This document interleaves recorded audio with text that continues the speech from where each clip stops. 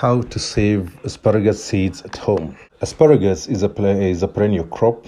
Thus, it means that you don't have to plant it year in, year out. So, if you're growing open pollinated varieties of asparagus plant and you would like to grow more or gift your friends with some asparagus seeds, then what a better way than to propagate them from your own stock. So without further ado, here are the few steps you would like to take to save your asparagus seeds at home. First, harvest the red berries from the asparagus plants. And two, soak them in cold water overnight. Step number 3 is press them or rub them with your hands to remove the black seeds inside.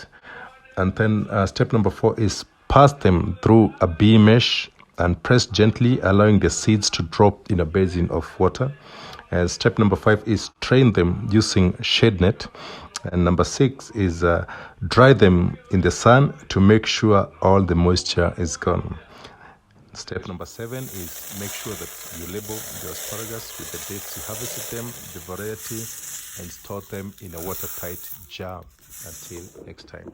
So thank you very much for watching my videos. Don't forget to like and subscribe on my channel and for this and more videos in future.